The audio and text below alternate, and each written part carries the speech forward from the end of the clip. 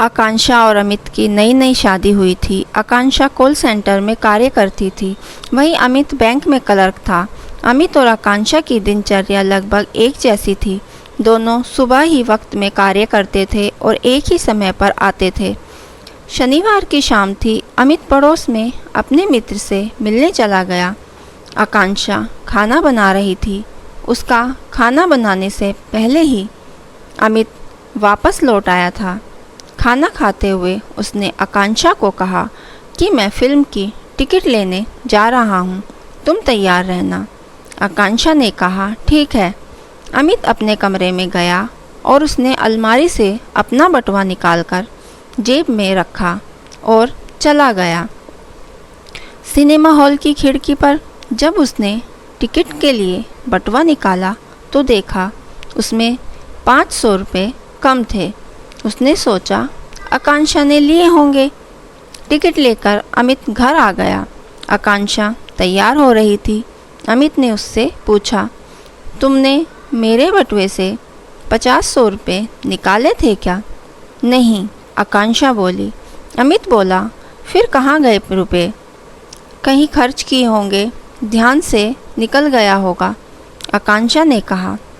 खैर चलो, सिनेमा के लिए देर हो रही है, अमित ने बात ख़त्म करते हुए कहा। 2 दिन बाद अमित के बटुए से फिर पैसे गायब हो गए। अमित ने फिर आकांक्षा से पूछा, लेकिन आकांक्षा लेती तो बताती ना। ऐसा करते हुए महीनों में 6-7 बार अमित के बटुए से पैसे निकल गए। अब अमित थोड़ा खिंच के रहने लगा। उसे समझ नहीं आ रहा था कि पैसे कौन निकाल रहा है। इतवार का दिन था। अमित में घर में आराम करने के मूड में था। आकांक्षा अपने ऑफिस का कुछ कार्य लैपटॉप पर कर रही थी। अमित ने कहा, मैं बाजार से आता हूँ कुछ सामान लेकर। अमित घर से बाहर निकल गया, लेकिन कुछ ही देर में वापस आ गया। आकांक्षा हॉल में बैठी थी। उसने उसे देखते ही पूछा, क्या हुआ? गाड़ी की चाबी भूल गया हूँ, अमित ने बोलते हुए अपने कमरे में गया। कमरे में घुसते ही उसने देखा सोनू, जो कि अमित का छोटा भाई था, के हाथ में आकांक्षा का पर्स था। अमित का पारा अचानक चढ़ गया। इतने दिनों से वह अपनी पत्नी पर शक कर रहा था, जबकि चोरी उसका भाई कर रहा था।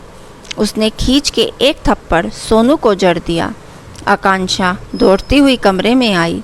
उसने अमित को सोनू से दूर किया और उसे शांत होने को बोलने लगी। अमित आकांक्षा से नज़रें नहीं मिला पा रहा था।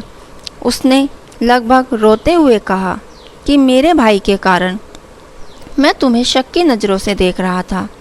मैंने उसके लिए क्या क्या नहीं किया। उसने जो मांगा मैंने सब दिया। आकांक्षा अमित को शांत करते हुए बोली, उसे चोरी करते हुए 2 दिन पहले मैं देख चुकी थी, लेकिन मैं चाहती थी समय अनुसार तुम्हें बताऊं और फिर उसे समझाकर सही राह पर ले आऊं। अगर मैं सीधा कह देती कि तुम्हारे भाई ने तुम्हारे बटुए से पैसे निकाले हैं, तो तुम मुझ पर विश्वास नहीं करते। इस उम्र में बच्चों को मार पीट कर समझाना आसान काम नहीं है। मारने पीटने से वह कुछ समय के लिए शायद सुधर जाए, लेकिन तुम्हारे प्रति उसके मन में नफ़रत जगने लगेगी। हम उसे प्यार से समझाएंगे तो वह सही राह पर हमेशा चलेगा और न तुमसे न ही मुझसे नफ़रत करेगा। अमित का गुस्सा शांत हो चुका था। उसे आकांक्षा की बातें स्पष्ट रूप से समझदारी वाली लग रही थी।